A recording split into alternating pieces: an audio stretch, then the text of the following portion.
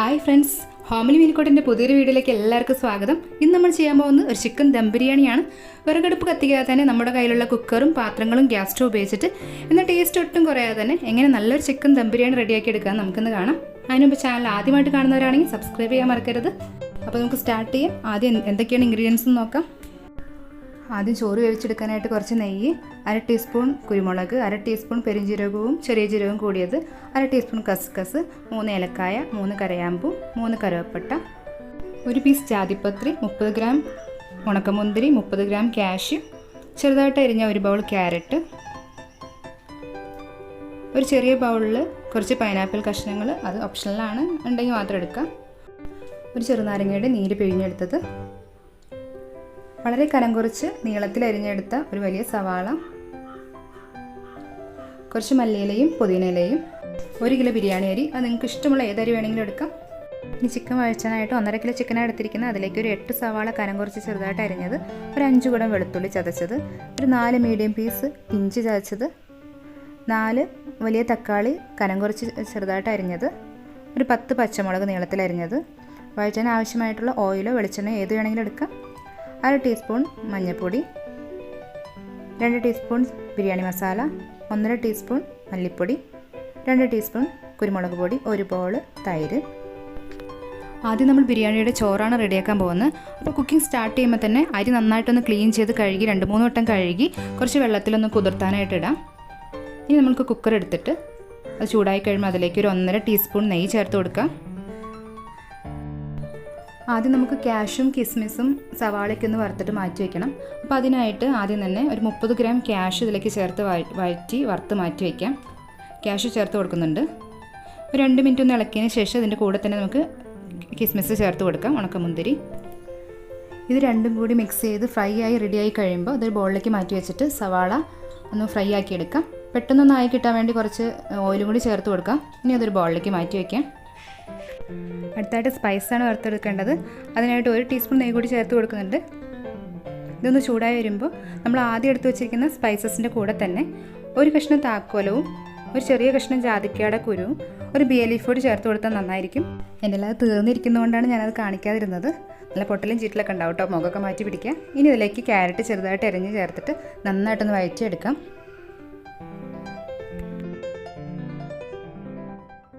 അടുത്തായി ചേർക്കാൻ പോകുന്നത് കുതിർത്ത് മാറ്റി വെച്ചിരിക്കുന്ന അരിയാണ്. അരിയുടെ വെള്ളമൊക്കെ നന്നായിട്ട് ഊറ്റിക്കളഞ്ഞിട്ട് ഇതിലേക്ക് ചേർത്ത് 4-5 മിനിറ്റ് മീഡിയം ഫ്ലെയിമിൽ നന്നായിട്ടൊന്ന് ഫ്രൈ ആക്കി എടുക്കാം. ഇനി ഇതിലേക്ക് അരി വെന്ത് കിട്ടാൻ ആവശ്യമായ ചൂടുവെള്ളം ചേർത്ത് കൊടുക്കാം. 6 ഗ്ലാസ് അരിക്ക് ഒരു 12 ഗ്ലാസ് വെള്ളമാണ് ഇവിടെ ചേർത്ത് കൊടുക്കുന്നത്.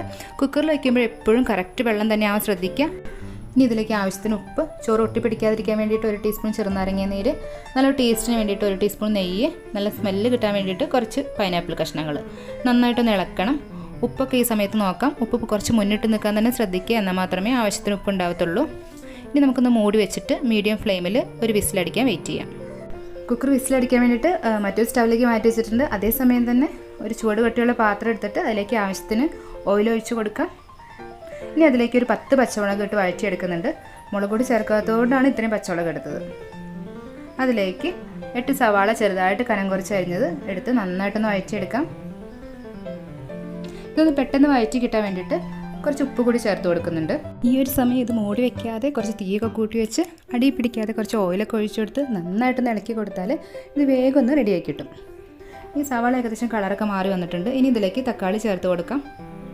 കനം കുറച്ച് ചെറുതായിട്ട് അരിഞ്ഞ ഒരു 4 തക്കാളി ഇതിലേക്ക് ചേർത്ത് നന്നായിട്ടൊന്ന് വഴറ്റിയെടുക്കാം. ഇനി നമുക്ക് ഇഞ്ചിയും വെളുത്തുള്ളിയും ചതച്ച് ചേർത്ത് കൊടുക്കണം. ദം ബിരിയാണിക്ക് നല്ല ടേസ്റ്റ് കിട്ടാൻ വേണ്ടിയിട്ടും നല്ല സ്മെല്ല് കിട്ടാൻ വേണ്ടിയിട്ടും നല്ല അളവിൽ തന്നെ ഇഞ്ചിയും വെളുത്തുള്ളിയും ചേർത്ത് കൊടുക്കാം. 1 ബൗൾ വെളുത്തുള്ളി ചതച്ചത്, 1/4 ബൗൾ ഇഞ്ചി ചതച്ചതും ചേർത്ത് കൊടുത്തിട്ടുണ്ട്. ഇഞ്ചിയുടെ അളവ് എപ്പോഴും വെളുത്തുള്ളിയൊക്കെ കുറച്ചൊന്ന് കുറച്ച് വെക്കാൻ ശ്രദ്ധിക്കുക, അല്ലെങ്കിൽ ഒരു ചെറിയൊരു കയ്പുണ്ടാവും ഗ്രേവിക്ക്. അപ്പോൾ അതൊന്ന് ശ്രദ്ധിച്ചാൽ നല്ലതായിരിക്കും. ഇനി നമുക്ക് നന്നായിട്ട് വഴറ്റിയതിന് ശേഷം മസാലകൾ ചേർത്ത് കൊടുക്കാം. അതിനായിട്ട് 1.5 ടീസ്പൂൺ മല്ലിപ്പൊടി ഒന്ന് ചേർത്ത് നന്നായിട്ടൊന്ന് ഇളക്കി കൊടുക്കാം. 2 മിനിറ്റ് നന്നായിട്ടൊന്ന് ഇളക്കി മിക്സ് ചെയ്യാം. അതിലേക്ക് 2 ടീസ്പൂൺ ബിരിയാണി മസാല, 1/2 ടീസ്പൂൺ മഞ്ഞൾപ്പൊടി, ഇതെല്ലാം ചേർത്തിട്ട് നന്നായിട്ടൊന്ന് ഇളക്കി കൊടുക്കണം. 1-2 മിനിറ്റ് ഒന്ന് ഇളക്കി മിക്സ് ചെയ്തതിന് ശേഷം എരിവിന് അനുസരിച്ചുള്ള കുരുമുളക് ചേർത്ത് കൊടുക്കാം. ഇപ്പോൾ കുറച്ച് ചേർത്ത് കൊടുക്കുന്നുള്ളൂ, ബാക്കി നമുക്ക് ഗ്രേവിയൊക്കെ റെഡി ആയിട്ട് ദം ഇടുന്നതിന് മുമ്പായിട്ട് ചേർത്ത് കൊടുത്താലും മതിയാവും. ഇനി ഇതൊന്ന് മിക്സ് ചെയ്തിട്ട് ഇതിലേക്ക് ഒരു ബൗൾ തൈര് ചേർത്ത് കൊടുക്കുന്നുണ്ട്. ഇനി ഇത് നന്നായിട്ടൊന്ന് മിക്സ് ചെയ്ത് കൊടുത്തതിന് ശേഷം നമുക്ക് ചിക്കൻ ചേർത്ത് കൊടുക്കാം. അപ്പോൾ ചിക്കൻ കുറച്ച് വലിയ പീസാണ് എടുത്തിരിക്കുന്നത്. അപ്പോൾ അതിലേക്ക് ഉപ്പൊക്കെ നന്നായിട്ട് പിടിച്ച് കിട്ടാൻ വേണ്ടിയിട്ട് ഒരു 10 മിനിറ്റ് മുമ്പേ നമുക്ക് കുറച്ച് ഉപ്പും മഞ്ഞൾപ്പൊടിയും നന്നായിട്ടൊന്ന് തേച്ച് പിടിപ്പിച്ച് റെഡിയാക്കി വയ്ക്കാം. ചിക്കൻ ചേർത്തിട്ട് ഇനി നമുക്ക് നന്നായിട്ട് ഇളക്കി മസാല എല്ലായിടത്തും ഒന്ന് പിടിക്കും വിധം റെഡിയാക്കി എടുക്കാം. ഇനി അതിലേക്ക് ഒരു ഗ്ലാസ് ചൂടുവെള്ളം കൂടി ചേർത്ത് കൊടുത്ത് നന്നായിട്ട് മിക്സ് ചെയ്ത് ഇളക്കി കൊടുത്തിട്ട് അതൊന്ന് മീഡിയം ഫ്ലെയിമിലാക്കി ഒരു 20-25 മിനിറ്റോ നന്നായിട്ട് വേവാനായിട്ട് ഒന്ന് മൂടി വെച്ച് കൊടുക്കാം. ചിക്കൻ ഒന്ന് റെഡിയാവുന്ന ഗ്യാപ്പിൽ ഞാനിവിടെ ഒരു തൈരും പച്ചമുളകും ക്യാരറ്റും സവാളയും ഉപ്പും ചേർത്തിട്ട് ഒരു സിമ്പിളായിട്ട് സാലഡും അതിനോടൊപ്പം തന്നെ തേങ്ങയും പച്ചമുളകും കുറച്ച് മല്ലിയിലയും 2 ടീസ്പൂൺ വിനാഗിരിയും കുറച്ച് ഉപ്പും ചേർത്തിട്ട് ഒരു സിമ്പിൾ ചട്നി കൂടി റെഡിയാക്കിയിട്ടുണ്ട്. നമുക്ക് ഇഷ്ടമുള്ള സൈഡ് ഡിഷ് എടുക്കാം. നമുക്കൊന്ന് ചിക്കൻ ഒന്ന് ഇളക്കി കൊടുക്കണം. ഇടയ്ക്ക് ഒരു 5 മിനിറ്റ് കൂടുമ്പോൾ നമുക്ക് ഇതുപോലെ ഒന്ന് ഇളക്കി കൊടുക്കണം. അപ്പോൾ ഇപ്പോൾ ഒരു 20 മിനിറ്റ് കഴിഞ്ഞിട്ടുണ്ട്. നമുക്കൊന്ന് തുറന്ന് നോക്കാം. നമ്മുടെ ചിക്കനൊക്കെ വെന്തോന്ന് ചെക്ക് ചെയ്യാം. ചിക്കനൊക്കെ ഏകദേശം റെഡി ആയിട്ടുണ്ട്.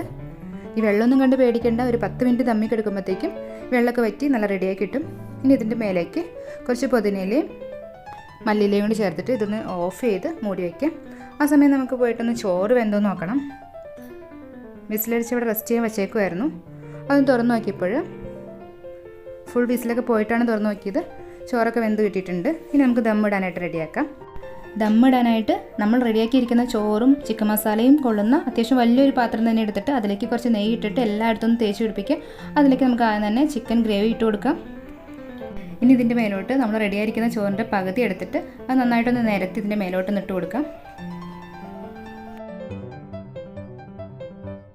ഇനി അതിൻ്റെ മേലോട്ട് ചെറുതായി അരിഞ്ഞ് വെച്ചിരിക്കുന്ന പുതിനയിലയും മല്ലിയിലയും കുറച്ച് നെയ്യും 1 ടീസ്പൂൺ നെയ്യും അതെല്ലായിടത്തും ആക്കി കൊടുക്കണം. കൂടെ തന്നെ ഫ്രൈ ചെയ്ത് വെച്ചിരിക്കുന്ന സവാളയും കാഷ്യൂവും മുന്തിരിയും കുറച്ച് വിതറി കൊടുക്കാം. പകുതി ഇപ്പോൾ ചേർത്ത് കൊടുത്താൽ മതിയും. ബാക്കി ചോറ് അടുത്ത ലെയറായിട്ട് ചേർത്ത് കൊടുക്കുന്നുണ്ട്. നന്നായിട്ടൊന്ന് പരത്തിയിട്ട് അതിൻ്റെ മേലോട്ട് വീണ്ടും മല്ലിയിലയും പുതിനയിലയും 1 ടീസ്പൂൺ നെയ്യും ബാക്കിയുള്ള ഫ്രൈ ചെയ്ത് വെച്ചിരിക്കുന്ന സവാളയും കാഷ്യൂവും ഉണക്കമുന്തിരിയും കൂടി ചേർത്ത് കൊടുത്തിട്ട് നന്നായിട്ടൊന്ന് എല്ലായിടത്തും ഒന്ന് പ്രസ് ചെയ്ത് കൊടുക്കുക. ഇതിപ്പോൾ ദം ചെയ്യാനായിട്ട് റെഡി ആയിട്ടുണ്ട്. ഇതൊന്ന് മൂടി വെച്ചിട്ട് കനമുള്ള എന്തെങ്കിലും പാത്രം മേലെ എടുത്ത് വെച്ചിട്ട് നമുക്കൊരു 10 മിനിറ്റ് ലോ ഫ്ലെയിമിലും ഒരു 20 മിനിറ്റ് ഫ്ലെയിം ഓഫ് ചെയ്തിട്ടും ദമ്മിടാം.